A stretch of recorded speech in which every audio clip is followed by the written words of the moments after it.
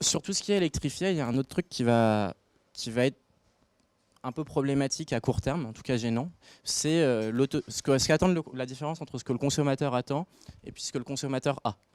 Donc aujourd'hui, il a des véhicules électriques à faible autonomie. Donc tous les constructeurs sont en train de sortir des VE à forte autonomie, à 300 km d'autonomie, etc.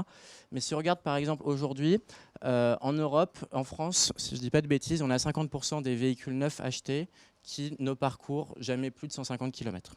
45%, 50%. Donc c'est la moitié du marché à peu près. Si on demande aux consommateurs finalement un véhicule électrique de 100 km d'autonomie ou de 200 km d'autonomie, est-ce que ça vous suffit? On a 12% des gens qui nous répondent oui, le véhicule électrique à faible autonomie me va bien. Donc il y a une irrationalité du consommateur du point de vue de l'usage qu'il estime qu'il va avoir de son véhicule par rapport à l'usage réel de son véhicule. Et donc les véhicules électriques à forte autonomie, clairement, ils vont déjà permettre d'aller chercher une marge supplémentaire et d'aller capturer des consommateurs en plus. Et donc on estime qu'on peut arriver à peu près à 40% du marché atteignable en termes psychologiques pour le consommateur avec des véhicules électriques à forte autonomie. C'est des choses qui évoluent.